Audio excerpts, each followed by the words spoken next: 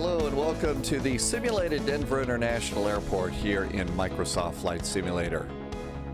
There's Concourse A, there's the bridge, but we're sort of doing the train over to Concourse B.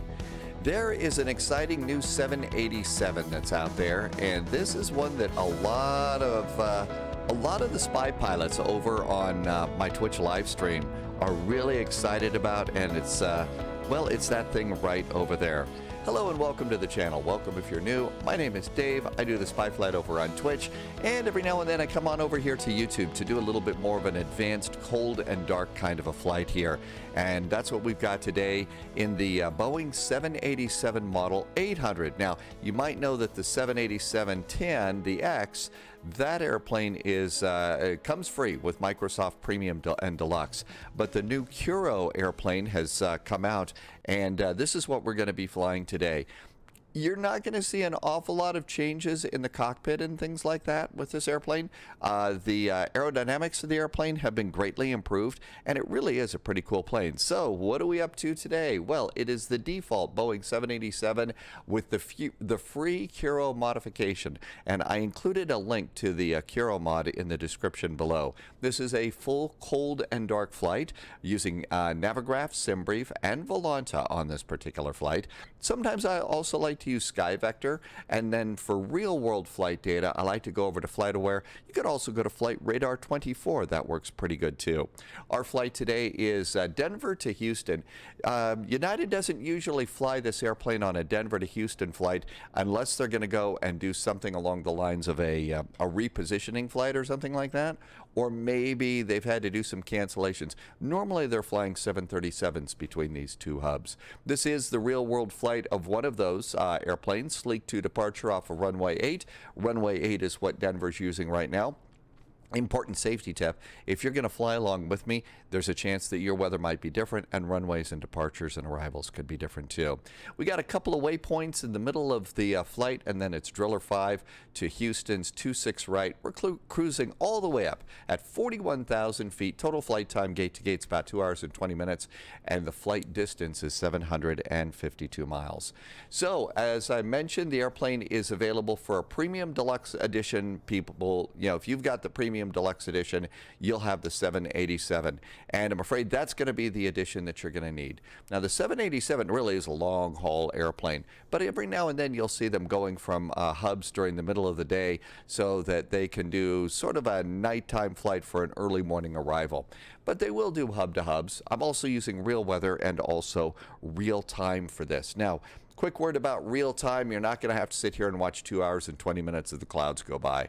Not that there's that many clouds at Denver right now. Anyway, but generally what happens is after we get to cruise altitude, I hit pause on the recording, you hit pause on play, and then about 100 miles or so from top of descent, that's when we re-pick it up. So you don't have to sit here and listen to too many lame jokes.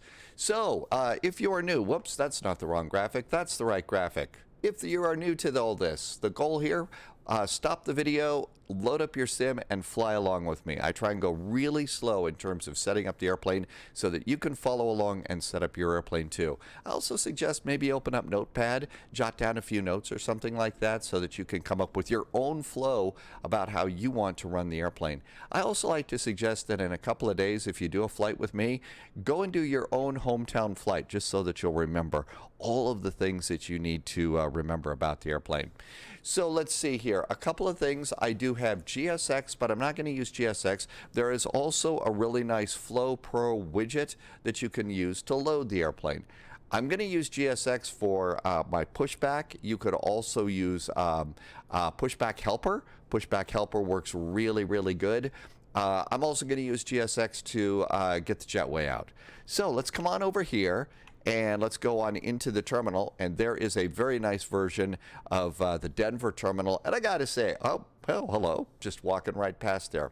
So we're going to go and get GSX, and GSX is going to operate our jetway for us. And there comes the jetway. You can kind of see that there. And it goes just right on out to the airplane. It will also open your door as the jetway approaches. So there's your door, and it's all set for loading the airplane. Let's talk a little bit about loading the airplane. If you don't have GSX, if you don't have If you don't have Flow Pro and you need to load the airplane, it's a real simple way to do it. First of all, I used SimBrief to get a flight plan, and here's my flight plan right here. There's two numbers that you're going to need off the flight plan. Now, this is the default version of the flight plan that you get from SimBrief. You can also change it if you want. Somebody just walked past the camera again. But I usually like this one. It's called the Lido style. A lot of the real-world pilots, especially in Europe, are using this. So we're going to go ahead and we need block fuel, 15,230 kilos. I do most of my flight planning in kilograms now. The other one is going to be on page 3. And what this is it's going to be the payload, 20.2. Okay? So those are the two numbers that we need. And to load your airplane, you'll come up here and click the weight, which is weight and balance. And I'm going to switch this over because, again, my default is pretty much all in kilograms now. And the first thing to do is fill the fuel. So if you look over here right now, we have 50,000 kilograms of fuel aboard. That's way too much. All we need for our flight today is, like I said, 15,230. So grab the little slider here and slide it down. And we're going to make this go down to 15. Okay, so now we have 15,218. I need 230, so let's go ahead and let's click it up one. There's 16,233 kgs of fuel. If you're doing it in pounds, then you'll see it in pounds, okay? This is about as close as it's going to get. There's our fuel, all right? Now then, remember the other number that we need here is we're going to need page 3, and that's payload. Not zero fuel weight, we want payload. And that's going to be 20.2. Let's see what our payload is right now. The payload is 13.7. So we're going to kick that up a little bit to 20.2. So slide it over. There's 20. So there's 20.1. There's 21.9. And it looks like it's easier to go to just 21.9. So I'm going to go just a little bit above that. And there we go. Oh, somebody else walked past the camera. And that's it. Our airplane is loaded. The last thing that I'm going to do is look over here and take a look at the center of gravity. And you can see there's a forward limit and an aft limit. The little target things in the middle, I don't think we need to mess with that. Everything is great. Our airplane is now essentially loaded. The airplane's loaded and ready to go. So walk down the jetway with me and come on into the best seat in the house. Yeah, this is probably it. Now, before you get started, one of the things that I like to do is what I call jiggle the controls, all right? And basically what that means is grab your flight stick and just move it back and forth. Now, normally the pilots do things like these before takeoff, after the engines are going. What I'm doing with all of this is I'm just checking to see, are my USB controllers in good shape. So if my USB controllers are in good shape, because sometimes they like to disconnect, and one time, a long time ago on a galaxy far, far away, I was taking off, simulated, and went to pull back on the stick, and nothing happened. That's because my USB controllers had somehow disconnected magically the way computers do these things. Now, I was able to take off by using the trim, but it was a problem. So that's why it is I always like to go and do those sorts of things. And now it's time to go and start flipping buttons and switches and stuff. So let's come on up here, and the first thing we'll do is we're going to turn on the battery. You're going to see an awful lot of things in this airplane happening that are going to remind you of the 737. So we got the battery on. Let's also come on down here and hit forward, external power, left and right, and there's also an aft external power. It's a big airplane, so you can also connect several power cables here. And all of this is looking good. Let's come on over here, and I'm going to hit the nav lights. And our airplane is slowly coming to life. It doesn't take very long for this airplane to start kicking into gear, and all of that is really good. The cockpit itself is really, really nice. Very, very high tech. You can go and set some views. Now, to be able to, this airplane does have the invisible force field around the cockpit, so you can't move outside of the cockpit. One of the things to do is to go over to flightsim.to and look for a new a new camera file. Because what you can do is you can get a camera file, and what it will do is it will enable you to get outside the cockpit and set some nice wing views. Now, the thing about this airplane is as you zoom back just a little bit after you've set your outside the cockpit views, you see there's the shadow box over there for setting views. The cabin isn't modified. They didn't do a cabin here. That's okay. I actually don't really mind the fact that there isn't a cabin. I can set a nice wing view here, and that's really all I need. You know, a nice wing view and stuff, and that's great. A cabin means, you know, it's a little heavier on the frames, and my system's getting a little bit old, so, you know, all the help I can get with frames is just fine. Okay, the next thing that I usually will do up here on this airplane is I'm going to come over here and start up the old APU. That's going to go and get pneumatics into the airplane, air conditioning. It's summertime right now. My guess is it's probably cool at Denver International at the moment, but it's probably not going to stay that way. So we're going to get the air conditioning going. We do have some pretty nice sounds that go along with this airplane too.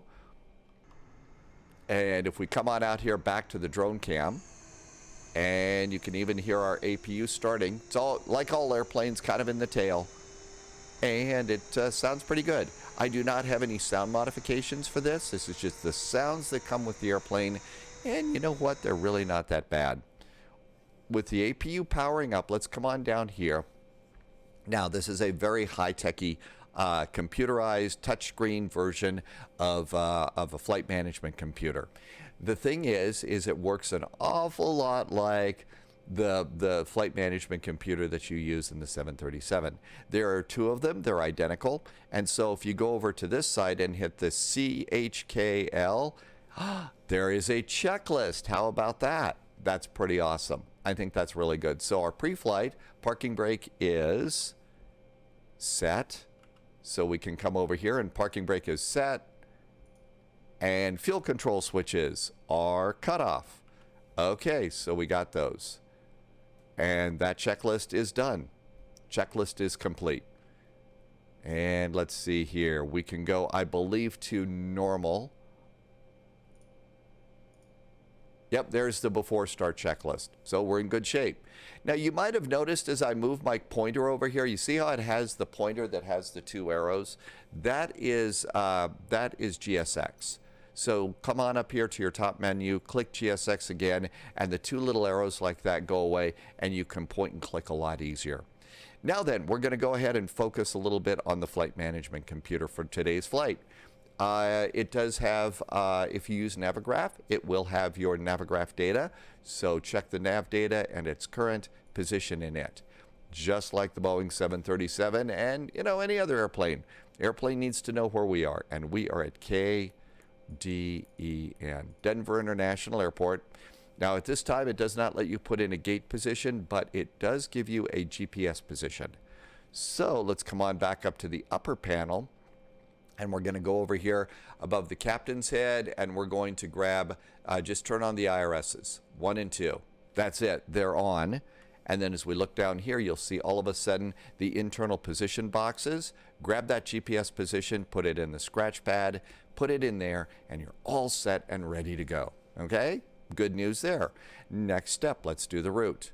Simple one. You got to go and put your departure airport in. So KDEN. My guess is it will also, is the real airplane already remembers that, but we got to remember, this is still work in progress. Destination, Houston, KIAH, IAH. Spelling is not easy, IAH. Okay, there we go, Houston. And we're going to pop that in. Now, if you put in your flight number, I usually fly as United Airlines, flight 441. If you put that in there and look over here, you will see that now all of a sudden your flight number has appeared there and all sorts of other cool information too. So really neat. Now, I usually don't do the runway at this point in time, but I will go and put in my basic waypoints. If you're going to be in a big VATSIM event, I would hold off on this till you get your clearance, because sometimes they're going to give you a reroute. And this is so simple. There's a lot of folks that have been asking, Can you download your flight plan directly from SimBrief? I don't think that that's yet, but I think that that's coming soon. So for a short flight like this isn't a big deal. If we were flying across the pond, it would be a bigger deal and I'd care. But it's going to be a while before across the pond. So our first waypoint is Sleek, S-L-E-E-K. And S-L-E-E-K, Sleek. No airways on this one. We're just doing waypoints. So the next one is NOSEW, N-O-S-E-W. N-O-S-E. I'm spelling it out for me, not for you. NOSEW. And then one more, MQP. MQP. Guess what? That's the flight plan. We're done. So activate and execute. Putting in flight plans is easy. If there were airways, you would put in the airway over on the direct side, and it works really pretty good. So everything's working great. Our APU is up and running. We can come over and turn on the packs now. Air conditioning packs. This airplane will take those. Let's also turn on the upper recirculating fan, and I'm also going to turn on the windshield heat. Okay, so all of those are pretty good. We could also probably start turning on the hydraulic systems to auto. I don't know exactly when you do that, but we're going to go and get those popped on right now too. And everything is still coming together really nicely. And let's go ahead and finish up the flight management computer and get out of here. Right now, Denver is departing off of runway 8. So departure and arrival, runway 8, and we are doing the Sleek 2 departure. So let's look for Sleek 2, and that's it. Execute that. Come on back into the index. Right now, we know that Houston is landing on 26 right. Your runway may be different if the weather's bad, so we're looking for an ILS 26 right. ILS 26 right. And in Houston, we are coming in on the Driller 5 arrival. And Driller 5 arrival, remember our last waypoint in the flight plan was MQP. So there's our transition in there. And now we got a couple here, Hootie and Zappo. These are the ones that I always forget. So it's always a good idea if you do have Navigraph to go ahead and grab what I call the stack of charts. These are all the charts that I'm going to need in the order that I need them. It's really nice and really convenient. You might notice that I don't have the sync with flight checked in there. I don't let the I don't have SimBrief or Navigraph go and stack up my charts. I want to do those myself, partly because it means that I have to go and have a look at the approaches and the arrivals. Okay, as we look down here, we're going to come in via MQP, that's Millsap, and then we're landing on the north side. So at Domino, we want to go to Zowie and Skiller. And then as we look at the ILS for 26 right, there is Hootie and Grizzly and Zappo. Okay, Hootie looks pretty cool. What do we got over here on the other side? So there's Skiller. I wonder if Skiller is not going to give me vectors over here to Hootie. So why don't we go and do Hootie and see what happens. So we're going to try and transition over to Hootie. Now, it could be it'll blow up, but that's okay. This is going to be a vector's arrival anyway. So execute that. Now let's go into legs and see what we get. So twin fingered, this looks like a pretty good departure. Staker, there's Sleek, NOSEW, MQP, Torin, Drill, D, Stacks. All of these are looking good. Okay, there's Domino. Remember this one. This is where it gets important.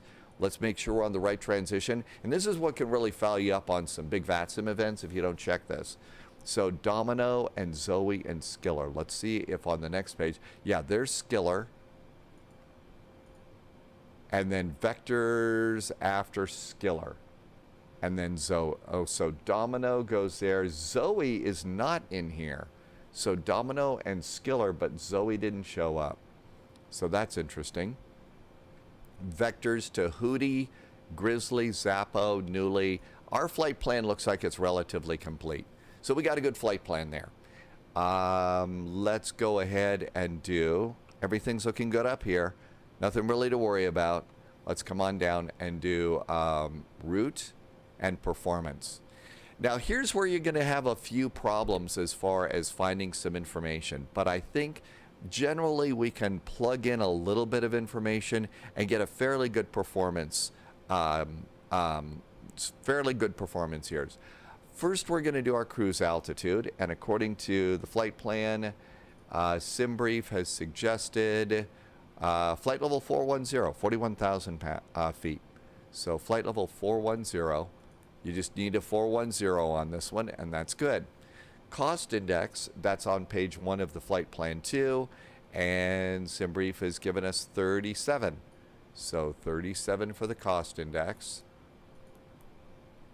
and that goes in there. Reserves, what do we do about reserves? So that's a number down here. Final reserve and alternate is what I'm using, and that's going to be 5.6. So it's 5,688, and putting it in decimals for the flight management computer, it's 5.6. So 5.6. There we go. Cruise CG. Oh my gosh, what are we going to do with that? So this is one of those numbers that I'm going to kind of make up a little bit here. And I think one place to go and look for a cruise CG right now until we get, you know, better data is over here. And let's see, this is the empty CG position, and it says 5.0. Center of gravity, no, it's 19%. So I think we do 19%. That's what I think. I've done it this way before. The airplane hasn't crashed, so there you go. And all of this looks good. So we're good. Let's execute that. Now we'll go to thrust limits. Oh, the selected temperature. What are we going to do here? So I kind of go and take a look at the outside air temperature of the airplane. Let's see if we got an outside air temperature. It's 17 degrees.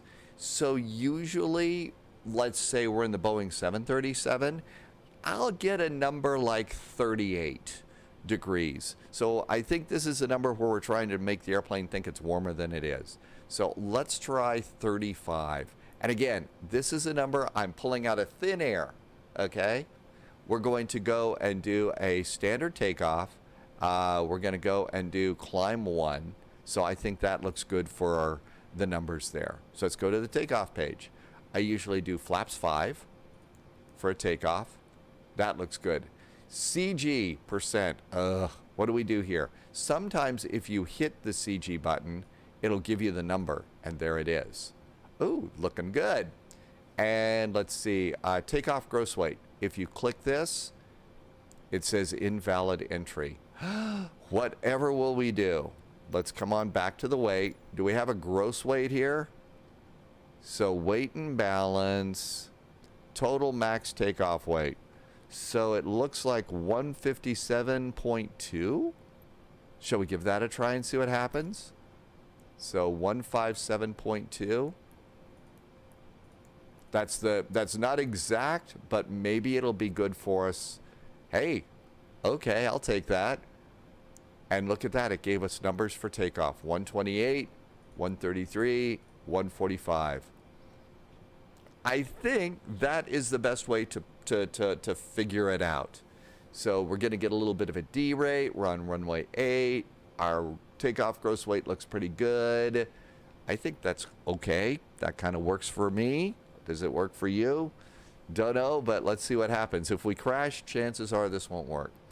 So we're done. The only other thing to do is do altimeter. The last time I checked here at Denver, it's 3010. One of the things that I've noticed is the places where you adjust knobs and stuff here on this 3010, they're a little small. They're a little small, so they could be a little bit bigger in terms of that, so you might have a problem. In the 737, we take our V2, which is 145, and we usually put this up here in speed, so 145. That might be wrong, but it seems to be working for me right now, because once we go to LNAV and VNAV, it's going to put the right numbers in for us anyway, so there we go. Heading, this is our heading off the runway. So our heading off the runway is over here, And we're going to taxi all the way up to runway 8, which is 083 degrees. So 083.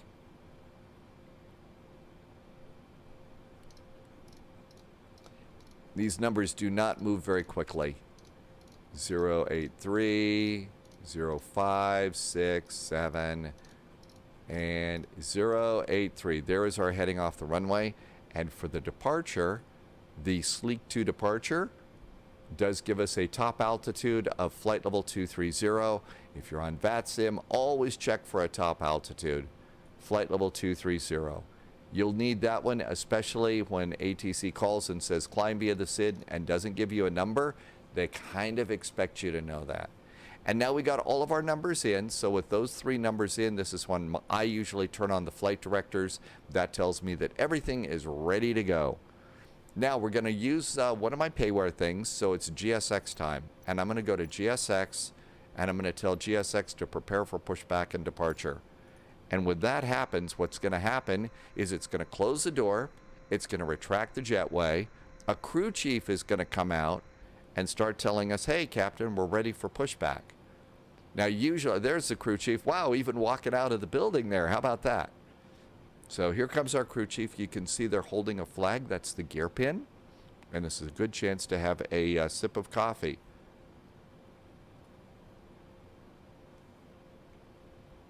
Hello, Captain. We are ready for pushback. Well, hello there. We're ready to be pushed back. Thank you so much. So we're going to come over here. I'm going to do seatbelts to on. Seatbelts to on. And let's come on down here. Passenger signs are on. We're back to the the 2 little things. Mode control panel, V2, heading track, all of that is set. Takeoff speeds are set. The CDU pre-flight is good. Trim. Ooh, we didn't set trim. Trim setting. I don't have a trim setting here. I messed up something. Usually I get a trim setting here. Something is wrong.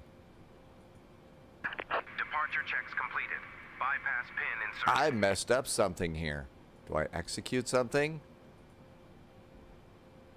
There's performance in it. 0 fuel weight is in there. Speeds deleted. Okay, maybe I messed that part up. And execute that. Thrust limits. That's the same. 19%. 128. And there. So the 19 point something isn't being nice to me. So let's see. Do I have a number here? Thrust limits. Let's go back to performance. I messed something up. 141. 19.0. Let's see if I got a better number for that. Well, I've done something wrong here. 141. Cost index. That looks good. 3517. Pre-flight is complete. Let's put a 1 in there and see if it gives me a number. Let's see. Okay, well, clearly I messed this up. There is a problem here for sure, because I should get a trim setting. That's a problem. I've done something wrong here, and I'm not sure how to fix it. So for trim, normally on this airplane, I've noticed when it's low, the trim is right up here at the top of the green area. So it's been like 4.75. So something's wrong, did something wrong there, but we're going to go ahead and move it up there anyway. So 4.75 seems to be the trim settings that I've been using. And normally it gives us a number too, but it didn't give us a number this time. Let's see what GSX has. Continue with the pushback. We want to push back nose to the right, tail to the left. Nose right, tail left. Now, one of the things I will tell you, though, in Denver, Denver doesn't do that. Denver pushes straight back. So, here's a straight push. Let's north on the ramp. Release parking brakes, please. Okay, we'll do that in a second. So, trim is basically set as best it can be. Taxi and takeoff briefing. Yeah, right. The beacon. And there should be the beacon. That checklist is good. The beacon is going on. I'm going to do a cabin call. Let the cabin crew know we're going to roll the airplane around. There's a cabin call. I think everything else is ready to go. So parking brakes can go off, right? Yep, we jetway's pulled back. I think we're ready to go. So parking brake off. Commencing push. All engines clear. Start at will. And if you look over here, you usually see a nice pushback. This is a very big airplane. Those are huge engines. And it's always fun to come back and have a quick look at things like this. It's always great to do this too if you're in a big VATSIM event. There's a bunch of airplanes. It does add a lot to the realism.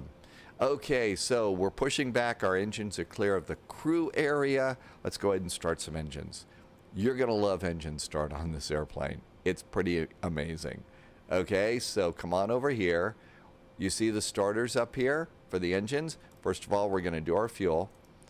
Fuel is on and starter. So we're going to start both at the same time. Start, start. Come on down here and turn on the fuel at the same time, and then come over here and look at the show. So basically the airplane, you can auto start both airplanes right now. There you go. We do have a couple of amber indicators here. So I did not lock the flight deck door, and my anti-ice is off. And look at this. This pushed us back perfectly. So parking brake on. Waiting your confirmation for a good engine start. Okay, so come on up here to GSX, and we're going to say confirm good engine start. To ground. We have a good engine start. You can disconnect. Okay, let's come up here, and I'm going to click GSX again. That way it gets rid of the two little arrows. And there goes our very, very big engine starting here at DIA. They're slowly getting rid of everything. There's something going on with GSX. Sometimes it goes under the middle of the airplane. The guy goes, the pushback, the crew chief. They go under the middle of the airplane to go and retrieve the gear pan. So I think that they need to change some things in the profiles. And our auto start is good. So we can come up here and let's see, emergency lights are good. Let's see, I've got to remember where the flight deck door. There it is. It's just above the emergency lights. So now the flight deck door is done. And next checklist. We'll do that in a second. Tow truck disconnected. Bypass pin removed. There goes our tug. Left is clear. Right is clear. Okay, so now what we'll do is the crew chief, see how the crew chief went underneath the middle of the airplane? I think that they would be by the nose wheel. So there's something weird about that that's going on in the world of GSX. And now what's going to happen is our crew chief is going to come out here. Don't release the brakes if you're using GSX until the crew chief comes out and does what United calls salute and release from guidance. Other airlines have other names for it. And that's one of those things that they take really seriously. So they say never move the airplane until you get this. And so here it is. So they're holding up the gear pin. And if we look over here, so can't see anything. Can the co-pilot see anything? There we go. So there's that. And now they're going to wave. So that's the GSX version of salute and release from guidance. And in the real world, what this is all about is I have done the final inspection underneath your airplane. All the crew is gone from underneath the airplane, and you are clear to taxi. And so we're good to go with all of that. Okay, anti-ice is not on. So anti-ice, wing. And I think we also do engines to auto too. I'm not sure. The checklist says both, so we got that. Okay, recall. I'm not 100% sure where some of that is. So we need to check that, and that's going to basically be up here. But I haven't found the recall button. I'm sure it's right in front of me, but I haven't seen it yet. So we'll just do that. Auto brakes, RTO, flight controls. We've already done the flight control checks, but we'll come over here and do our flight control checks. We'll do rudders and look over here. I'm going to go, and my nose wheel tiller is being a little bratty at the moment. I don't see that. Maybe that just doesn't move. Okay, so let's come on down here. Flight controls are good. Oh, and if you've got a gamer chair and it tilts back, maybe it isn't even a gamer chair, but make sure your chair is locked in if you've got rudder pedals. Otherwise, you'll tilt backwards. It's very uncomfortable. Ground equipment is clear, and the APU is now off. So let's do APU off. And normal checklist. Looks good. Before takeoff is flaps. Let's go ahead and get out of here. So parking brake goes off. I've tapped my toe brakes to make sure that we don't move. Over here, I will go and center this up and zoom in, and this is the incredibly cool moving ground map that you can use for taxi. It really does look good. And so out we go. So release the brakes. We're going to look over here. We may need to add a little bit of power, get us going a bit, and start our turn.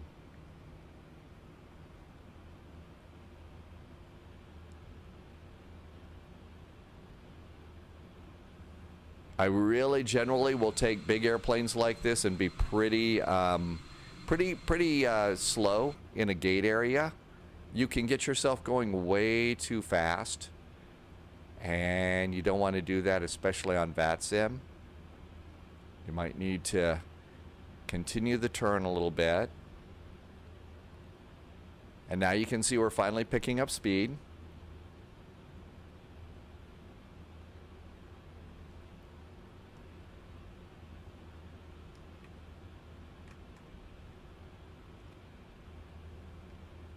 And then we go, we're on the green line right now. We want to go out to Bravo Sierra. And we might need just a little bit more oomph to get the airplane going. It is a Boeing after all, so it does need a little bit of power. And also, this is sort of the long taxi in the Denver area. So you can let your ground speed get up to about 30 knots on a taxi. Right now, our ground speed is 8. And here comes this line. There is Bravo Sierra, which some may say is a lot of BS. Okay, thrust idle. My stick has definitely developed the Thrustmaster twist stick problem. There's a couple of videos online about how you might fix that. I'm not entirely sure. I've tried it once. It didn't do anything. Ground speed is now 14 knots. Generally, the real world, it's 10 knots in the ramp area, and technically, we are still in the ramp area. So, you know, it's probably okay. But if you look outside, I mean, it's kind of what it looks like when you're taxiing as a passenger. As we come on out. I am notoriously late about things like flaps. And part of the reason is for some strange reason my head is always in winter mode, and you don't do your flaps until you get closer to the runway when it's wintertime. You know what I also forgot to do? I forgot to do the taxi lights. Oh, gotta have taxi lights on. Okay, and here we are coming out. Now, like the Boeing 737, your nose wheel tiller is for real tight turns, but I kind of think that if it's like the 73, you mostly steer a Boeing with rudder pedals. So we're going to go and do this little jump to the left and step to the right. It's a little left turn and right turn that you do here in Denver. Yeah, it seems to be handling it pretty good, so rudder pedals are good for steering here. We've got a 90-degree turn coming up here. So big jets, your 90-degree turn, you want to be about 10 knots. We're at 14 now. And we'll go over to taxiway Mike. So there's 14 knots. We're thrust idle. We may need to do a slight tap.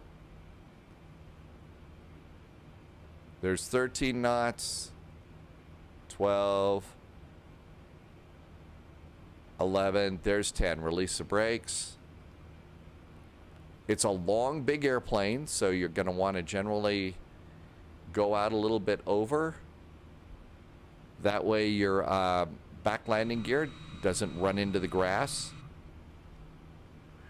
One of the other things that I'm starting to notice at some of these really nice airports is look off to the sides of the taxiways. So at most airports, between taxiways, they've gouged out an area for runoff and drainage.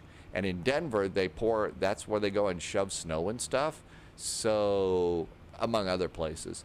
But we're starting to see a lot of the airports now have the drainage areas modeled. So it's not just one big flat airport. Okay, I'm going to go ahead and run my throttles up just a little bit here. And we're now at 10 knots, so we're going to pick up a little speed because we got to go and do the long taxi. And whenever you get a chance, be sure and come on out and have a look outside the windows.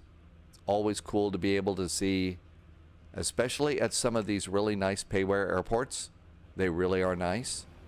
How's our speed? 12 knots. We'll add just a touch more thrust here. There is the big United hangar here at DIA. When in DIA, if you're flying through, especially in the morning, and you're flying over through the Bravo concourse, on the west side of the Bravo concourse, there is a food place called Eties. And it's been a long time since I've been through there, but I will tell you that the morning breakfast sandwich is really good. And usually for me, I don't travel much, so it's always a reason to celebrate. They are very nice, and they will give you a very tasty Bailey's and coffee. You'll pay for the first one, but if they like you, sometimes the second one's free. Don't say that out loud. But they've always been really pleasant to me when I've been there. And I don't think they watch the Spy Flights on Twitch. I think they're just nice people there. So anyway, if you're going through, I'm not sponsored by them, but it's really nice. As we come on out here, it's time to go LNAV and VNAV. I traditionally do those a little bit late too.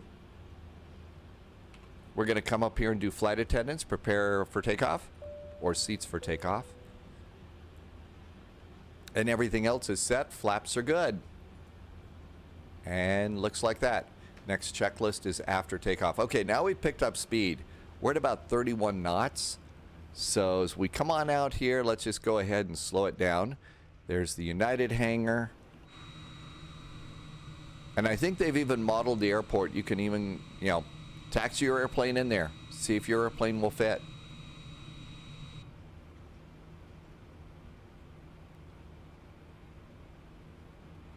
And we're getting a little bit closer to the runway area. So maybe we're at 29 knots. Maybe some slight braking here.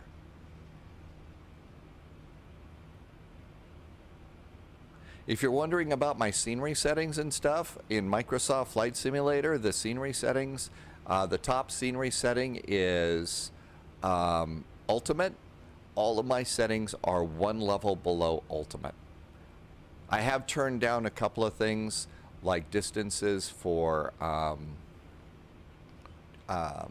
scenery to paint on. My system's getting a little bit older. Okay, runway 8, we're cleared for takeoff. So strobes can go on. So strobes going on. Usually as we get closer to the runway, I will go ahead and arm my auto throttles. I know that in some cases, people arm the throttles a lot sooner. This is just sort of my workflow. It seems to work. Nice and general taxi onto the runway here.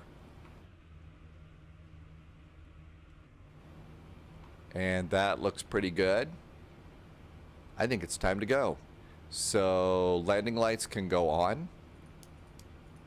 And we're ready to go. So throttles, usually what I do is I run my throttles up to about 40% or so. And as soon as I look down and see my engines are stable, I do auto thrust. And it's set to takeoff. One of the things that I hope that the developers will do with this airplane is give us speed callouts. That's a really nice thing to have. There's 80 knots. That way you can keep your eyes on the runway and not be looking at your speed tape. And if it's windy, that's a big deal. So it did give us a V1. It doesn't give us a rotate. Gently pull the nose up. And up, up, and away. Landing gear. Gear going up. So long, Denver. We will be back. And I usually climb this thing a little bit high. Fast, I mean.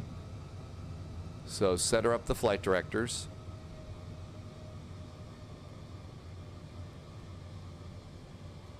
There we go. And a nice turnout. That looks pretty good. Up, overturned a bit. I spend a little bit too much time looking around.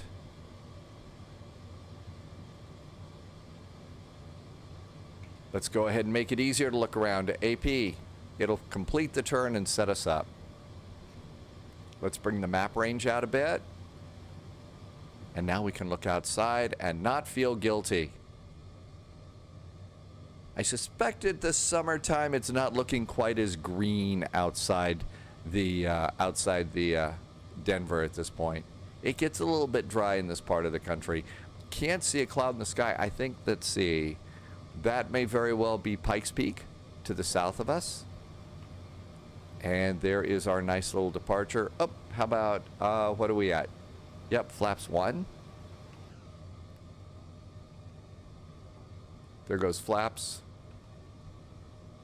That looks pretty good. So there's flaps 1. And flaps up. Gear is up, flaps are up, auto brakes are off. So landing gear is up, flaps are up. And then the throttle's kind of get in the way, so you have to move up here and then slightly off to the side to be able to hit that normal button. And our next checklist is descent. AATC is called and kindly said climb and maintain your final cruise, which is 41,000 feet. Now we do have a couple of constraints going out here. Uh-oh, forgot to turn on TCAS. Bad pilot here. So our didn't do my squawk. So go to transponder and we'll squawk 2000. And go to 2000. And if you're wondering, transponder mode is there. There's TCAS. I'm going to get written up. Up there's 10,000 feet. Landing lights can go off. Let's do that taxi light. And a 10,000 foot cabin call. Remind the flight attendants, they usually do that so that the flight attendants can make the announcement saying, hey, you know, we're at 10,000, seatbelt sign still on. Why don't you look in the seat pocket in front of you and fill out the application for a really exciting credit card? I'm sorry. There was a little sarcasm there. How could that happen? Sarcasm on the internet. That's not supposed to happen. Hello from the flight deck. You're Captain Sarcastic here. And it's a Boeing, so you do definitely want to keep your heading bug set up straight up in case the autopilot fails. Or if you are on VATSIM, you're also going to want to keep the heading bug straight up because they may call, and if it's like really crowded, they might tell you turn 20 degrees to the right. So that's why I always like to keep that up there. And there is our continuous turn. And we really are doing a nice departure here on Sleep 1. So there we go, and out we go. Couple of altitude constraints here, below 10,000 at Kidding. We actually hit that spot on. That's to keep you lower than arriving traffic. And now here at Fighter, it's above 14,000. So keeps the departures and the arrivals separate from each other. And takeoff reference is now done. So now what we're going to do is I'm going to go to the VNAV page. And VNAV is going to show that we're in climb mode. If ATC calls and changes our speed on the departure, we can go and do that. Transition altitude, you can set your transition altitude. If you're in Europe and you're not in the US and it's not 18,000 feet, you can reset that pretty easy. Passing 16,000, 195, got to reset this. So there are some things in the airplane that are nicely modeled, and they work very, very well. There are other things that I'm sure they're going to catch up on soon, and it's going to keep getting better and better. Oh, didn't turn traffic on. There's fighter. We're above 14,000 feet at fighter, so we're good to go there. And we're coming up on 18,000 feet, and you can see the altimeter has now gone to orange over an orange background. It's a little hard to see that, but let's go ahead and go standard altimeter.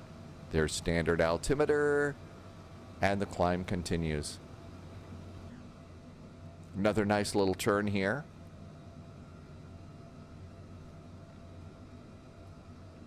Couldn't have asked for a better day for flying.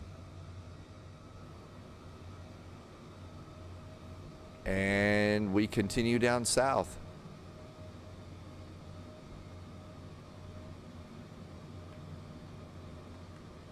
Yep, there's Pikes Peak over there, so we're coming south. There's Colorado Springs over there. It's actually a little bit, the sleek departure is the one that takes you out, you know, to the east. If you get one of those other departures where you get to fly down the Front Range, that is an awful lot more scenery exciting. Now we can come in here to menu, and we can add some information. We can put airports in. So we'll put in airports. We could also do waypoints, and you could plug in your data. And I usually like to do those. You could also do weather and terrain. We're on a 20 miles, so let's click the range up a little bit. So there's 80 miles. So now you're seeing here, we've got Colorado Springs Airport, and there's Pueblo. So that gives you another idea. Just a lot more great information. Passing 22,000 feet. Over here, we could come back over to the CDU, and we could put progress on this side. So we've got climb over here and progress over here. And so this will put us into cruise mode and then progress mode. And that's usually the way if I've got an airplane where I've got two separate flight management computers, that's a great way to leave that. And all of this is going pretty good. This is surprisingly smooth. The only thing that I think I messed up was not getting a trim setting. You should get a trim setting. I have before, so I clearly forgot something. I don't know what it was. But as you saw, for a lighter weight airplane, near the top of the green scale for trim, did really good. So that kind of helps you out too. And for a selected temperature, derate temperature, another word for it, I think, take the current temperature, add 20, and see what happens.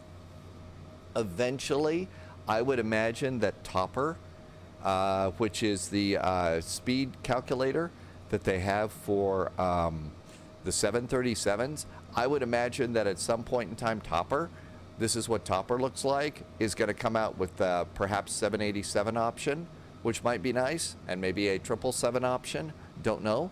But this is what I will use, and this is what gives you really good numbers for your 737s for departure.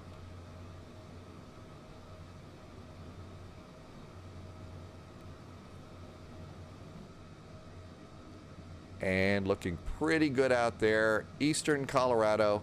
There you, oh, very nice view. So here we go. There's Pikes Peak. So there's Colorado Springs. Colorado Springs Airport's going to be out there. 14,000 feet. I grew up in this general area, climbed it twice. The burgers at the top were very, very welcome. Passing 26,000. Generally, my rule is at 25,000, unless there's turbulence, I'll go from seatbelts to on to auto.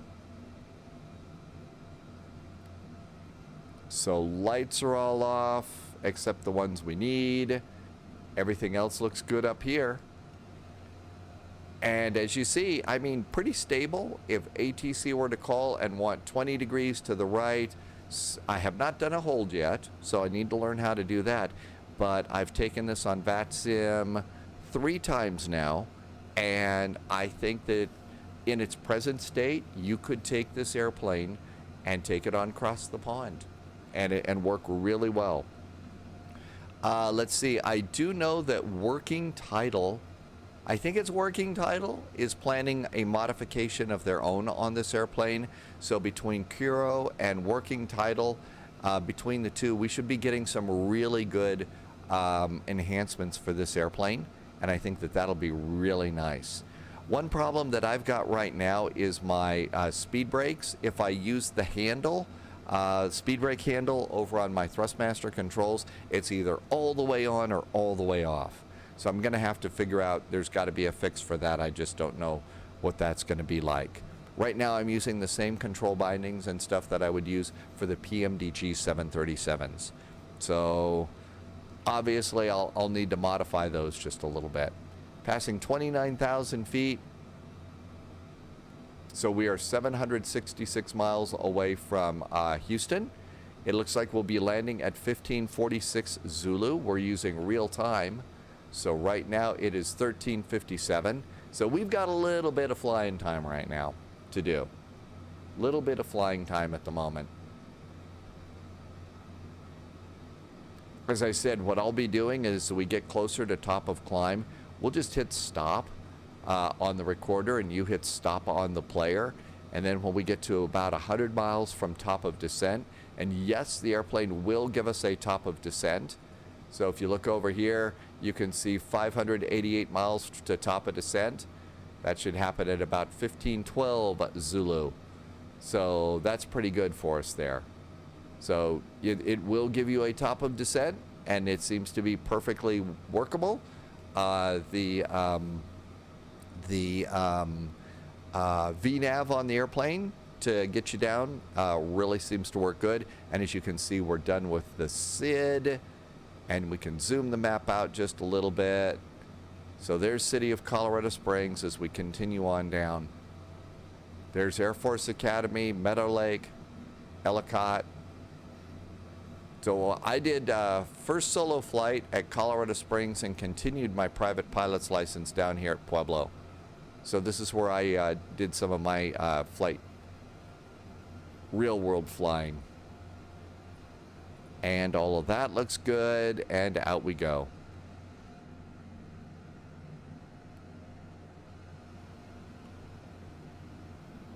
So over here on the VNAV page, the next page, page 2, is showing you top of descent. Now it's breakfast time for me, because I usually do these in the morning. But when this gets down to 100, that's when you'll go and do your start up your video again. And basically, this is a great time to just fly because the scenery is so nice. I do absolutely recommend, once the airplane's flying along, set up a wing view, look outside, and enjoy the passing scenery. That is, you know, especially if you're like me and you're one of those people that gets on an airplane and just does not stop looking outside the window. And all of this is good. One of the things that I will be watching is my progress as we're going along here. And I'm going to be looking at that fuel. And one of the things to do is you look over here at your flight plan, final reserve and alternate. It says 5,688 kilos of fuel for me. One of the things that I will be doing is making sure that does not go below 5.6. If you're finding that it's going below 5.6, what's going on here is you are, you see where you've got the optimum flight level here? You really want your cruise to be at that optimum flight level. If you're at the optimum flight level, you should not be seeing that number go down. And that's especially true in airplanes like the old A310. Okay, you've really got to be at the optimum flight level, especially on a cross the pond. Otherwise, you will run out of fuel. It just goes down, down, down, down until finally it's sort of like I'm, you know, 2/3 of the way across the Atlantic and where's all my gas? So that could be a thing. And everything else, I think, is in good shape. The airplane is flying nicely. We could actually have this on VATSIM and be doing a really good flight. Another thing that I'll be doing is taking a look and seeing what's going on in the real world. I generally use FlightAware. You could also use Flight Radar 24, so KIAH. Now, if you're on VATSIM, obviously you'd be looking ahead on VATSIM, but I'm going to look here at Houston, and I'm just going to go and have a look and see what Houston's doing. So it looks like Houston is still landing to the west, and that's going to be our runway right now. And at Houston, a real world flight that is going on. So a real world flight that I spotted here at Houston. Right now we're set up for 26 right. You saw the other airplanes were over on 26 left. So that's an even shorter. We may go and prepare for 26 left. One of the things I'll do if I'm on VATSIM is look at their ATIS and see what runways they're using. And then parking gates, the real world flight that I checked out on Flight Radar, FlightAware, was landing at, going to gate Charlie 12. So Charlie 12 was the gate that the real world flight is going to. And this is one of the concourses that is really nicely modeled in the new Houston scenery. Oh, you know, there's another thing. I got to remember to put this in the links below. There is another website. If you're flying in the U.S. by yourself like we are right now, you could also go to a place called Digital ATIS. Link in the description. And you can go, and most of the major airports, so IAH is down here. There is the real world ATIS.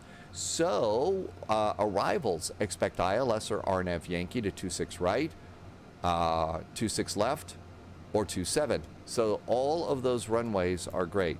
If I were on VATSIM right now, what I would have gone and done is looked ahead at their ATIS too, and I would go and have the charts ready for all of those runways. So we're done at Denver. We're not going back. Let's do it now. So we'll go over here, and I'm going to get rid of the Denver charts, and those are done. Now let's go into the airports and Houston and approaches. So we got 26 right. We need to go and get 26 left and 27. So those are all the runways that Houston is using right now. So on the Driller 5, we could easily shift over to there's the furthest north runway. There's the one that's closest to the terminal. This would be the most convenient for us. And then 27 is the one on the south side. Now, if we were to shift to 27, you would need to make sure that you were all set with Bison, Smoker, and Prey.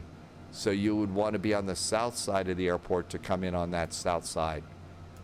But we're going to probably stay with what we got. In fact, it says this is for 26 right. So this is the transition to be on for 26 right. So now we're really set. There's nothing else that we can do to prepare except fly the flight, manage the fuel, and, you know, hope nothing bad happens. And here we are, 41,000 feet. And we're actually pretty close to our top of climb. I will also continue to move the heading bug to match our present heading. And maybe we'll also click the map out to one of the wider ranges. So here's 160 miles. Not an awful lot out here. Prairie dogs and rattlesnakes, and lots of weeds and stuff and farms. You'll also see some really great areas around the rivers and stuff, and you'll see, you know, what's clearly the river areas. So the terrain outside is really quite amazing. And as we look here, we are indicating Mach point.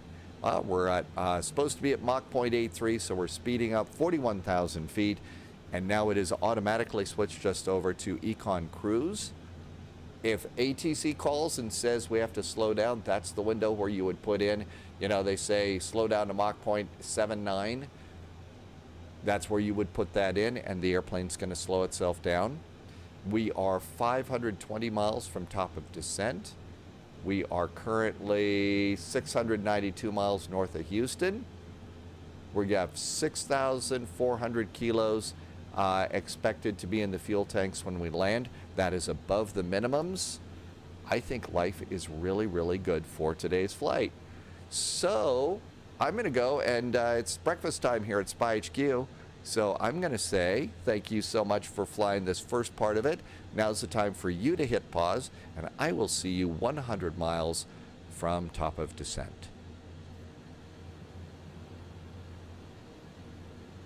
And right on schedule, there we are, 100 nautical miles from top of descent. Welcome back. I know, it was just a few seconds ago. Breakfast was great here. I hope you enjoyed your flight too.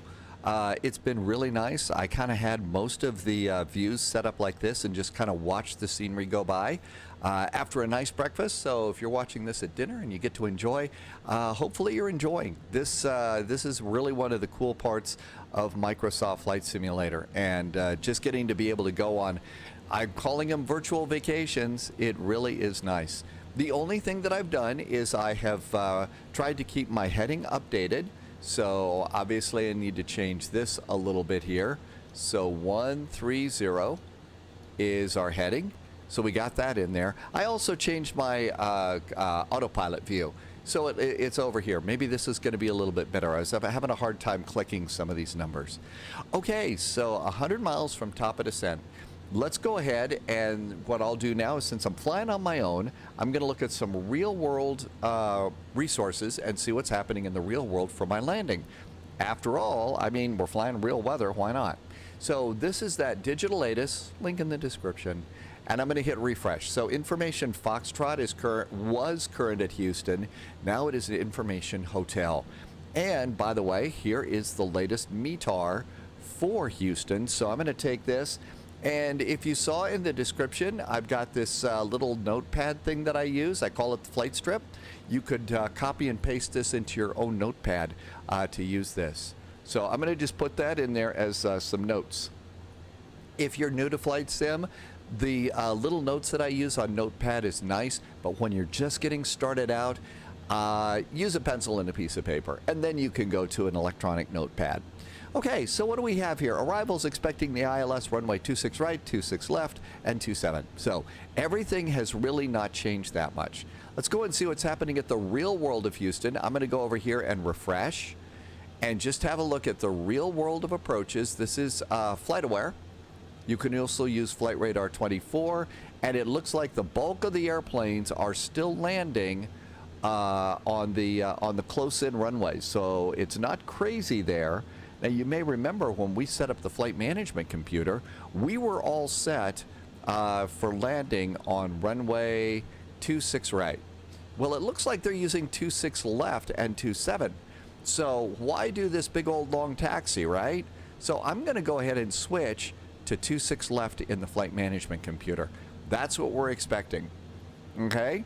Now, let's also look over here and have a quick check. It says that this transition is for runway 26 left.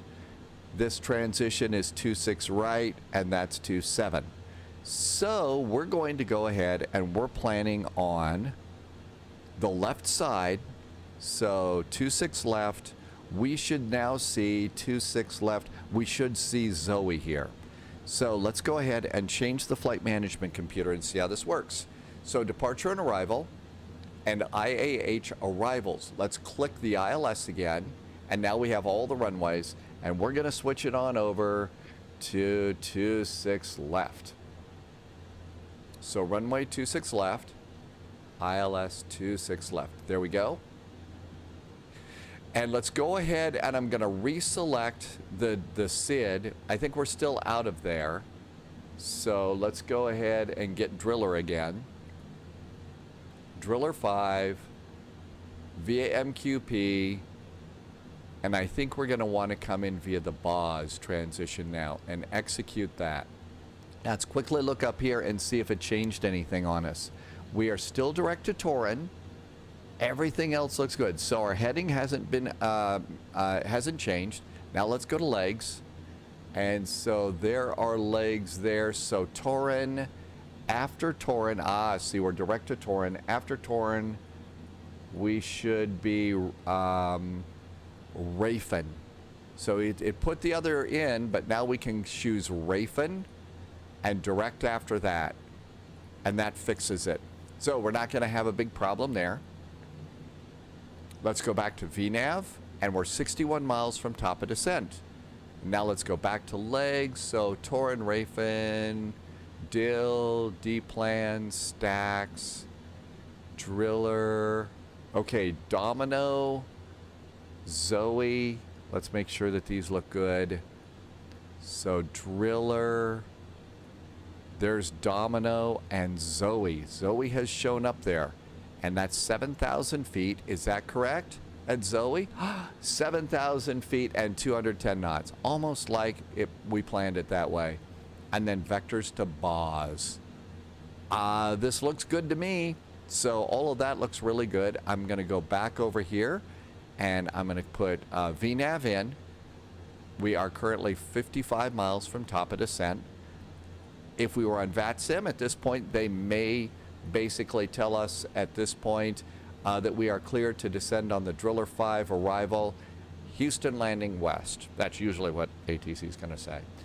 But we've gone one little step further, and we've already selected a runway. Now, if they're being nice to us, they might even tell us, expect ILS runway 26 left. So they might actually do that to make sure that we've got the right transition plugged in here. Okay, so that's good.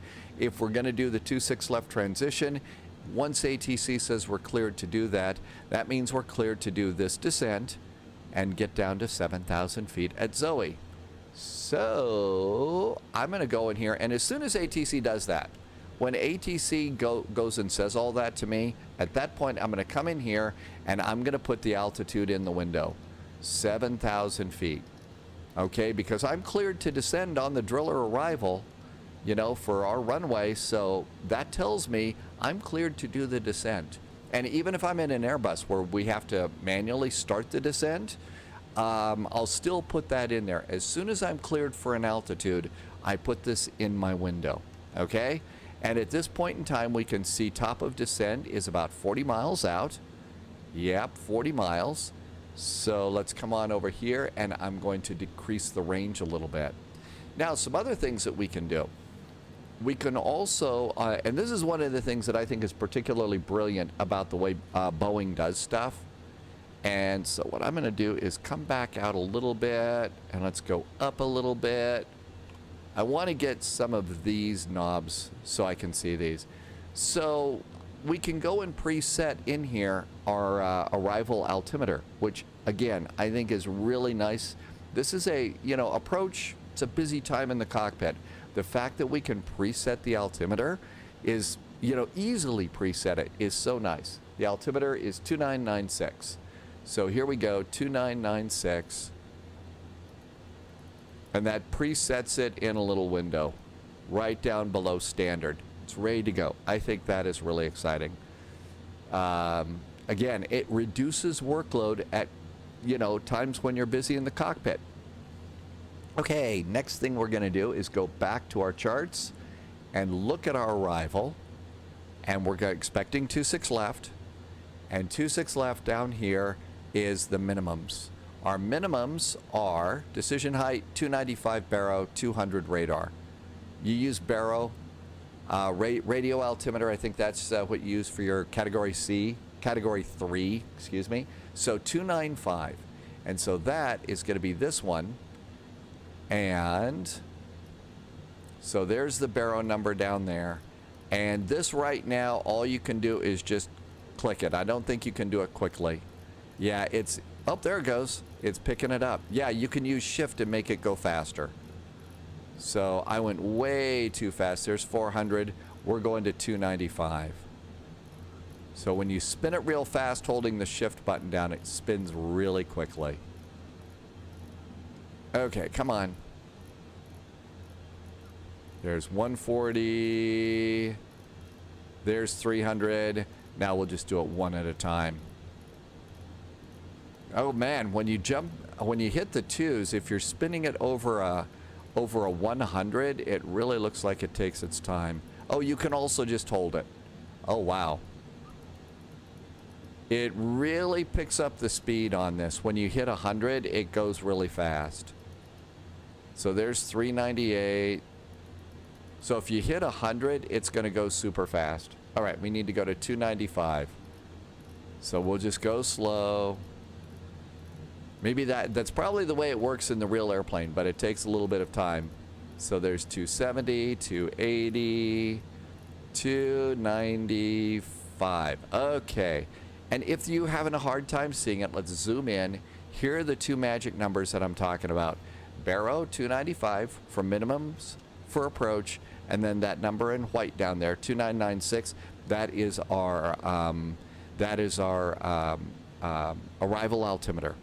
And now the airplane is pretty much set for the arrival. The only other thing you might do, and let's go and look at nav radios. And nav radios show that we are set. We're currently looking at the MQP VOR. This airplane will, if you've got your properly selected an ILS, it should auto-tune for you. But you are encouraged to verify that, and I will show you how I verify that as we get a little bit closer. Top of descent is now 12 miles, 10 miles to top of descent. And at this point in time, we're ready to go.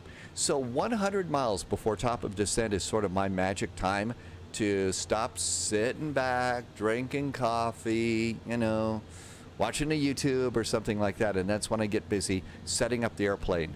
And usually about that time, 100 to 75 miles from top of descent, I can get everything done and everything checked and the airplane's happy. Coffee in the cockpit. Never better. Okay, so this is looking pretty good. We are 173 miles as we approach close to top of descent. Okay, this changed a little bit. We've gone into descent mode. Now, my guess is, so the airplane itself is in descent mode. We're not descending yet. And if you look, I didn't press anything. But you can still see there's top of descent in the airplane. So maybe about 10 miles, it switches to descent mode for you. Maybe that's it. Up there goes the throttles. Oh, and down we go. We jammed on the brakes there and down we go. Our descent has begun. Okay, we'll take it. And our current heading is 149. So 149. I keep that updated, especially in the VATSIM event, because they're going to want to vector you in. And this thing I've noticed does a very good job about keeping an eye on your constraints. And so down we go. The views outside the cockpit should be particularly nice, I'm guessing, as we get on into the Houston area. And everything's good. Another quick check of fuel into Houston. One of the things I've noticed, if you do your fuel planning good, you know you're at your optimum altitude, the fuel number actually starts to go up a little bit. Remember from the flight plan, it did say, where's that? There's the flight plan. Flight plan said we need to have final reserve and alternate fuel, a minimum of 5,688 kilos in the plane. We're going to have 8,000. That means we have plenty of fuel if we have to go around, if we have to vector, if we have to hold. So that's really nice. Plenty of gas. Another thing that I didn't do, you can also run through the ECAM. So there's our status page. Everything's good. Nothing on the status page. And you can go and take a look at your electrical system, the hydraulics. I believe these numbers change a little bit with your airplane. You can look at your fuel system to see if you're balanced out, if there's anything in your center tanks. Here's air conditioning. It is 24 degrees in the flight deck. That's the temperature we have set. The doors are all closed. And I don't know if you saw this, it even tells you that the bathroom's available should the captain need to go and use the bathroom behind the the lavatories. So it even said that's how they find out. I gotta go recycle coffee. There you go. Landing gear is up. Doors are closed. Pressure in the tires and temperatures, brake temperatures. Flight controls appear to all be normal, so that's really good. And then the EFIS display, maintenance, and CB display. I don't know. The CB, is that the Citizens Band radio or something? I'm not sure, but I don't know. So anyway, and then we leave it on the status page.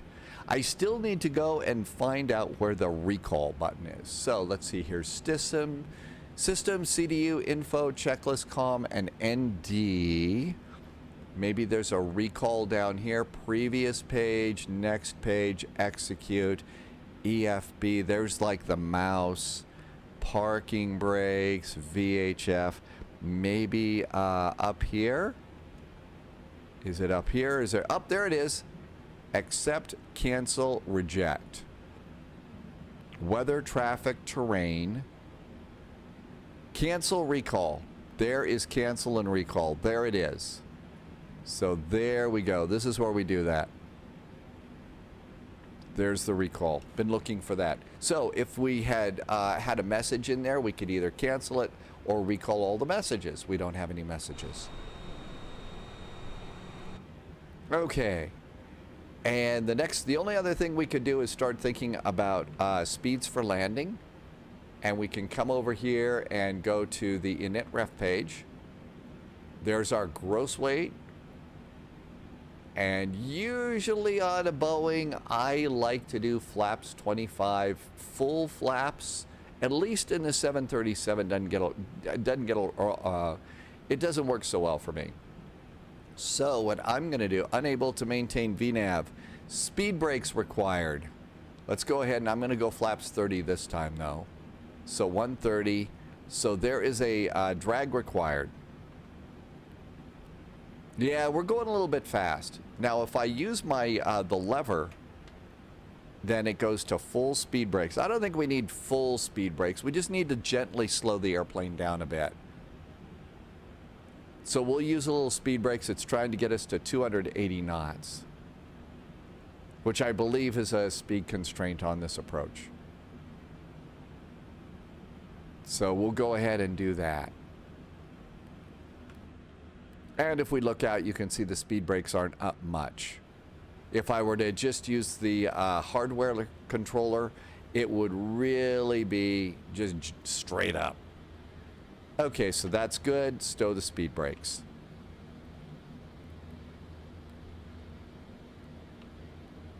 And so far, so good. We're 125 miles outside of Houston.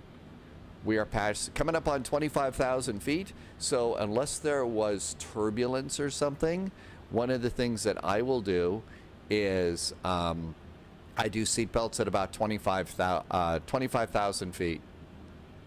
So 25,000 feet is we're close. Let's do seatbelts on. And it says seatbelts are on, 25,000. So that's usually when I do those sorts of things. All the blue lines and stuff you see, this is a hold. This is a missed approach. So if we have to do a missed approach, obviously we're going to go out by LUCEP and do a figure 8 back in and hold at LUCEP. And you'll see that pretty well showing up here in the ILS. So as we come on out here,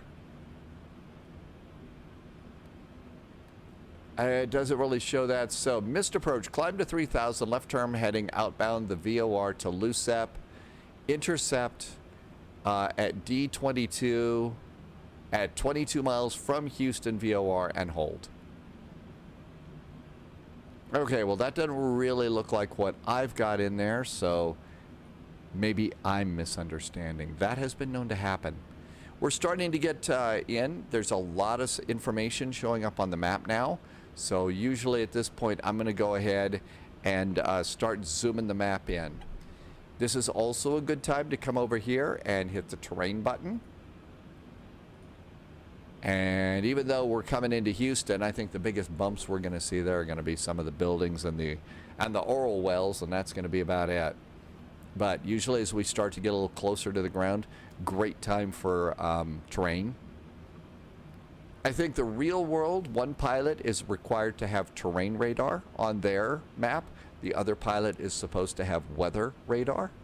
So they're both monitoring separate radars on those sorts of things. We're all set up on our runway.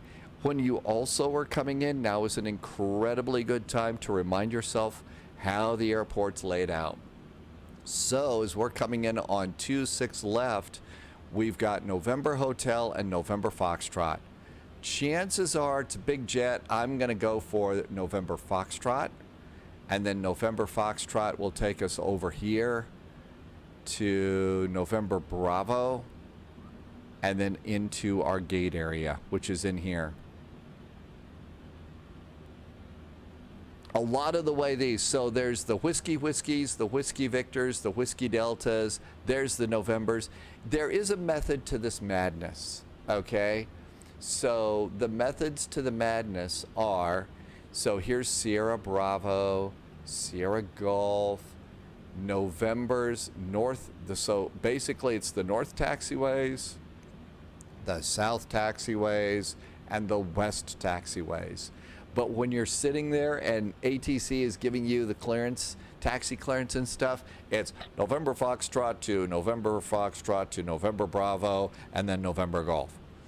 And you're just, your brain starts swimming. And so one day on ATC, they handed me, you know, the spaghetti of Novembers, and I just basically did, yeah, okay, United 441, a bunch of Novembers to the gate. They thought that that was humorous, so they let me get away with it that time. It wasn't a big event, but it was sort of like, really? I mean, do we really need that many Novembers? But apparently we did, so. And just an incredibly nice view outside the cockpit today. Clouds are increasing. Time to get ready for, you know, afternoon thunderstorms here in the Houston area. Probably going to see those popping up around 2 o'clock in the afternoon. And then they usually dissipate. Unless it's a super hot day, they'll dissipate by 4 or 5 o'clock, and then it'll just be steamy and miserable in the evening.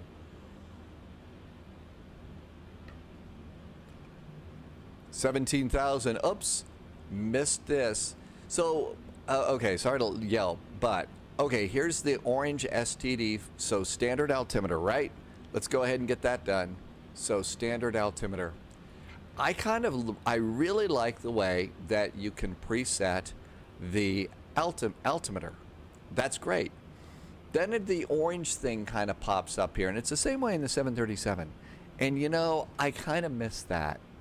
The Airbus, on the other hand, so I wish Airbus would let me preset the altimeter easy. The thing that Airbus will do is when you hit standard altimeter, it flashes at you. So it would be nice if Airbus let you set the altimeter and Boeing flashed at you. I think that those two things would be really nice. Okay, I'm having a hard time readjusting my heading here. So it's a really, really small click area, and that could be better. That would be nice. Especially if you've got, you know, your thumb wheel is also a zoom, and maybe the best thing for me to do that. Oh, we have an FMC message. I'll bet it wants more speed brake. How we doing here? Yeah, we could use a little speed brake. So again, I'm going to do it this way. Just a little bit.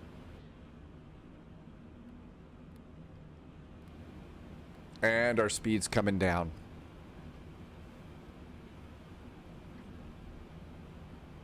Passing 15,000 feet. Everything else is looking pretty good at the moment. You can see over here, there's our vectors. So there's our vectors to get into the runway. Fuel is good. Nothing's on fire. Always good when things aren't on fire. Okay, so there we are at 250 knots. Speed breaks back down. Anti-ice on this airplane is like totally, everything's automatic. So as long as your anti-ice is set to auto, everything's good to go there. If there's icing, I believe the airplane will tell you about icing, but it will also de-ice itself. One school of thought is airplanes are getting far too automatic these days. And there's a concern there. On the other hand, the skies are getting a lot more crowded. And like your computer, I'm one of those people that thinks there's a limit to the amount of RAM that's in a human head. You know, your computer has a certain amount of RAM. If you exceed the amount of RAM, you've got, you know, problems with the simulator. I think you can put too much up here. That's why air pilots don't fly a 787 one day and an Airbus A320 tomorrow and, you know, a 737 tomorrow, the day after that. You know, they don't jump around to different airplanes. Flight simulator pilots, we jump around to different airplanes. But so in increasingly complex airspace, if you've got airplane systems that work, I think it's good for the pilots to understand how they work. It's good to know what to do when they crash and, when the systems don't work. That's why you train, intensely in simulators. But I kind of also think that, if you can automate a lot of the busy work, that's kind of a good thing to do. I might be in a minority there, but again, I think that human brains have only so much RAM up here, and it's probably in some cases gotten to the point where there's too much. Coming up at Domino, we got another speed reduction to 240 knots, and it's 210 knots here after Zoe. So the airplane, as you saw, it handled every constraint. We did have to use a little speed brake coming in, but that was not a problem.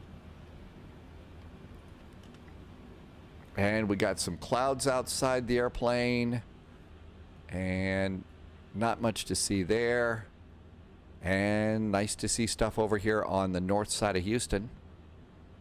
I would guess that there's probably going to be alligators and stuff down there. Maybe not alligators. Okay, 10,000 feet. Next thing is landing lights. Another way to do landing lights is just look up over here and do it that way. I think we could also turn on the taxi light too. We're also going to do a cabin call. Sterile cockpit, seats for landing. And here's the airplane trying to slow us down to 240. No, we didn't get a message, so life is good there. And it looks very much like we are going to be at 7,000 feet by the time we get to Zoe. After Zoe, coming on in here, we'll do a descend and maintain 3,000 and then vector ourselves around for the ILS. We are currently 10 miles away from the Houston VOR. Approach ref is still looking pretty good. For flaps 30, it's still 132 knots. So we'll try a full flaps 30 landing on this thing. Sadly, if you're using the Thrustmaster Airbus Captain's Pack, the flap lever doesn't work so well in a Boeing, so I just use buttons.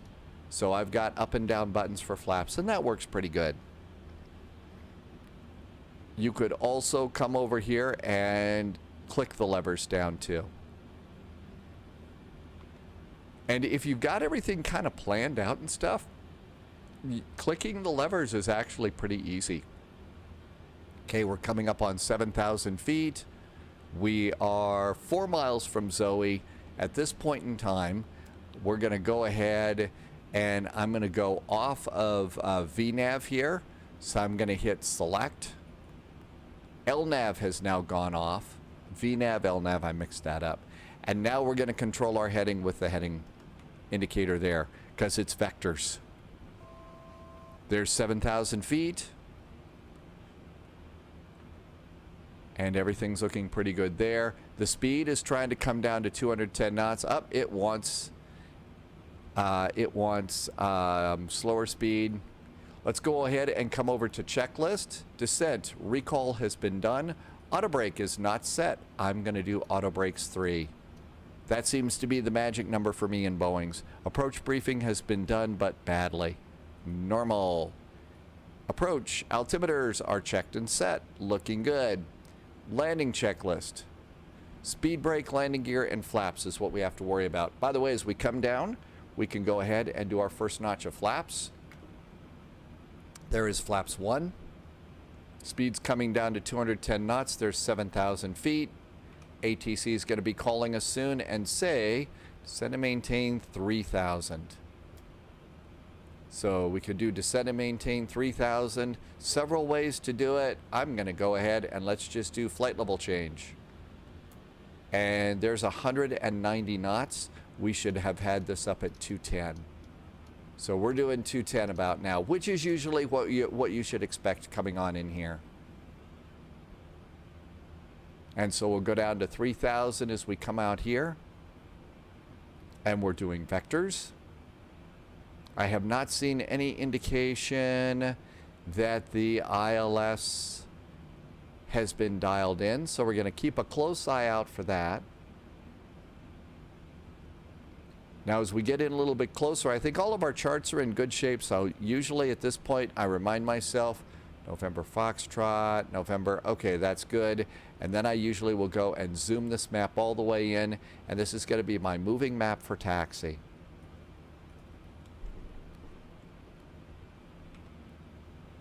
Coming up on 5,000 feet.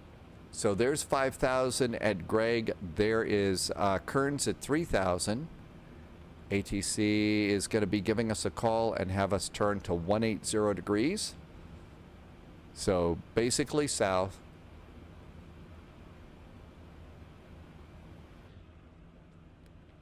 I have noticed that scenery is now starting to kind of paint on. I think I've made a change in the scenery settings to make these things sort of paint on.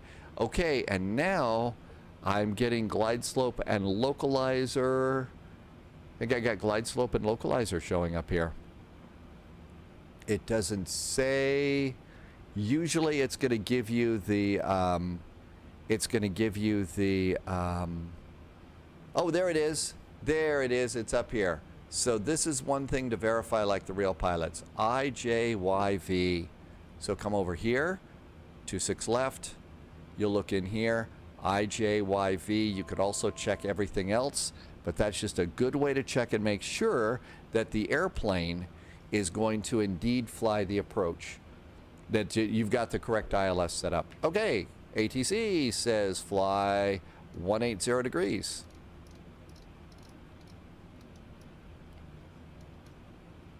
Yeah, these numbers are just way too close together. Having a real hard time maybe getting some extra little fine-tuning controls in the cockpit would be good. And now ATC is saying direct to Kearns. Maintain 180 knots until 10 miles, until 5 miles from the DME is usually what you should expect. So we're going to slow it down to 180. We can go to flaps 5. And flaps 5 is good. We'll continue on around here. Yeah, see, I'm also catching the, I'm catching the bank limit, and I don't want to do the bank limit right now. So that's a bit of a problem. I do have glide slope and localizer. Let's get a little help from the airplane. I'm going to hit the approach button. Now, the localizer is going to pop up first, but don't worry. You've still got heading select, localizer in white, and altitude GS, glide slope is in white. That means it's armed in this airplane. And we can go ahead and do flaps 15.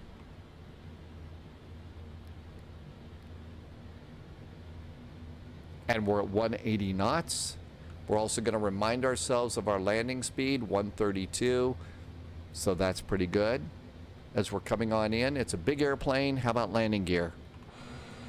Gear going down.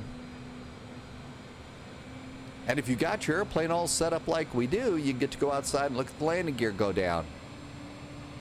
And I'll tell you, some of these airplanes have got really nice animations of this stuff.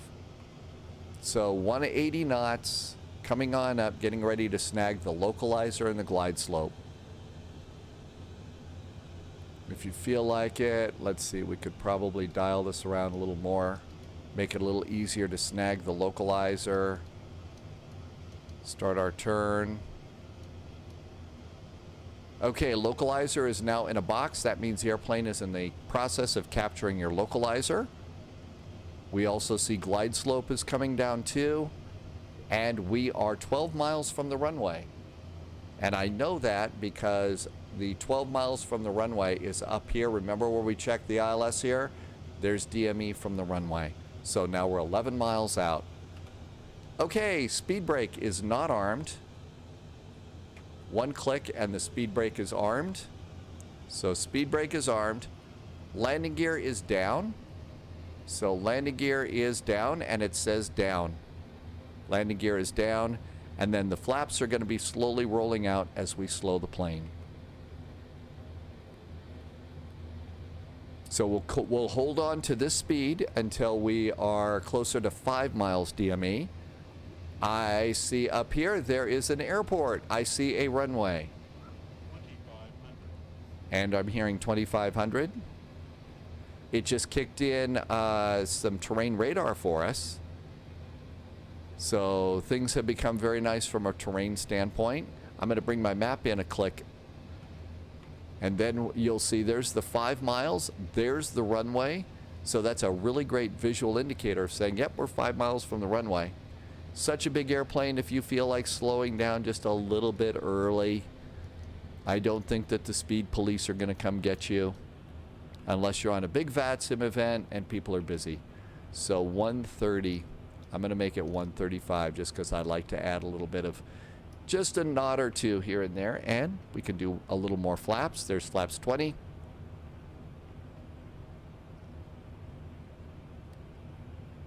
Here's flaps 25.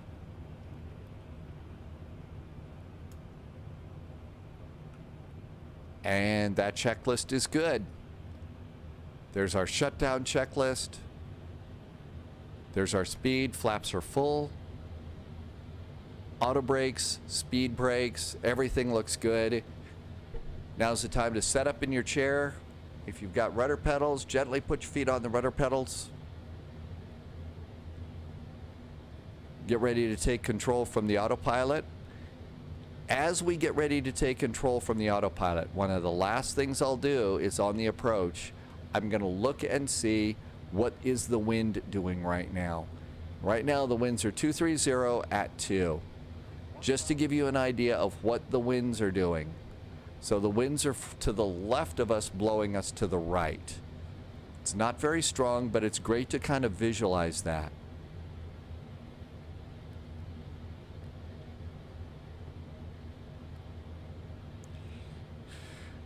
I've heard that the PAPI lights and the glide slopes in Microsoft Flight Simulator bring you in a little bit high. So I will let myself go down to the point where I see 3 PAPI lights, 3 red PAPIs, to bring myself in just a little bit low. I don't know if that's the proper thing to do, but that's how I'll do that. And got a little bit of wind blowing me around here. Maybe a little bit more than I thought. Well, now it's up to 7 knots.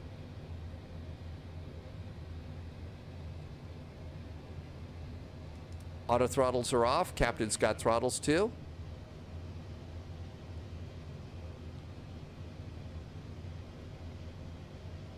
Minimums. Landing.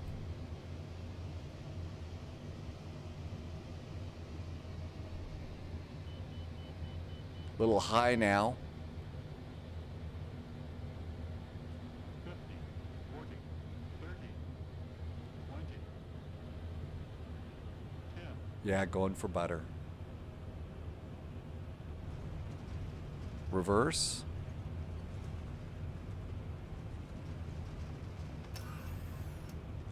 Reversers are green.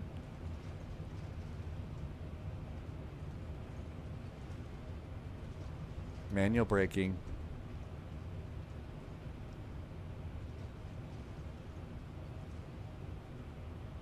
$50 knots. Off on the high speed. Stow the reversers. More manual braking. Okay, it was probably a little bit hard. On the other hand, I really have to say that I think that the things that the tools that give you a landing rate, first of all, the real world pilots don't pay that much attention to the landing rate. They really don't. Strobes.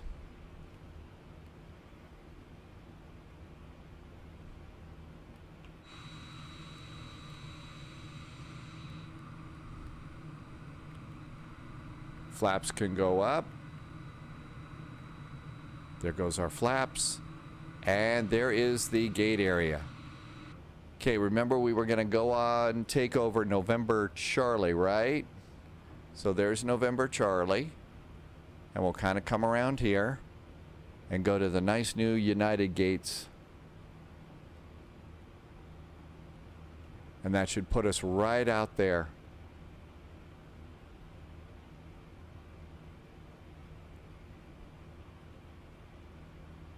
There's the two round areas. So now we can go and kind of make sure the airplane's all cleaned up.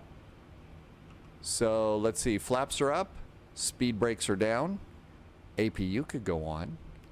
APU is going on. I've already done landing lights.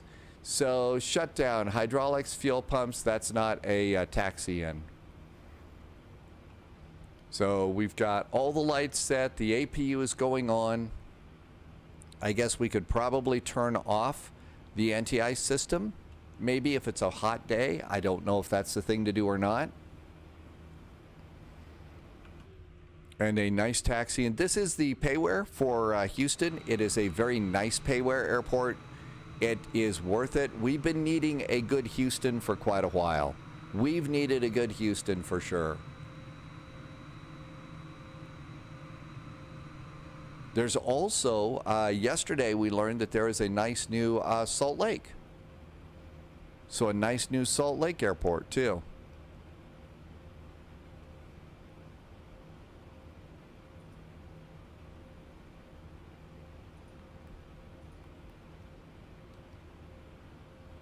And there is the gate that we were talking about. So we'll come on in here.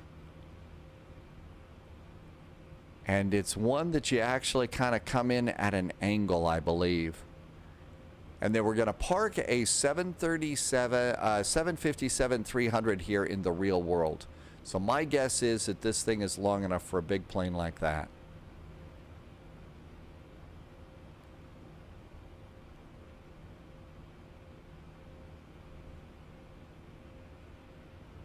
Now then, let's slow it down.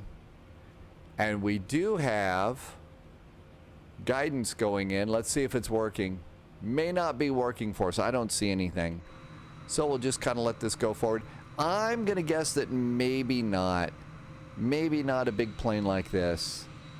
Yeah, the wings are over the tip, over the roadway and everything. So maybe they would not put a big airplane like this in here. They'd probably keep this at the end. And there we come in there. Parking brakes can go off. We should have also gone to squawk standby. And engines can go fuel cut off. And we'll do passenger seatbelts going off too. Let's turn off the beacon. So that's good. The APU is up and running. So we've got electric power. It automatically switches the packs over. So that's a good thing to do. And then we can come over here, let GSX go and do... operate the jetway for us. And we'll do the United, and it's going to come and bring us out of jetway here. And this is an airport that also has, oh, look at that. We got a little bar over here. So let's see. KIAH. Now, all of a sudden, though, this kicked into gear. Houston Gate C12. That's pretty cool. And it should also open up the door.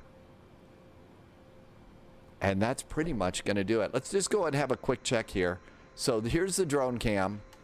And so we'll come over here. And let's see, the drone cam's going a little bit fast. So if you're going to walk around the airport, go to the camera and take your drone camera speed all the way down to about 3 or 5. That's a really good speed for being able to, say, walk down a jetway. And there are a couple of airports like this one where they're actually starting to model jetways now. So if one of your favorite things in the world to do is to walk down a jetway, guess what? We're actually able to start doing this too. And then we come over here. It's not a perfect walk, but you know what? The jetways are actually getting better. And if you're an airplane geek, come on. You're going to want to walk down the jetway, especially if you haven't gotten to do it in a while. And here we all are out in the terminal. And welcome to this nice little terminal that we got. And I think if we looked over here, here was this little lounge area for coffee. And there is our airplane. And we get to sit here with our best friend. And I did leave my taxi lights on, but there you go. So we can come over here, and I should have turned off that taxi light. Okay, now we can go back over here. And okay, where is that view? Let's see, where was that? There we go.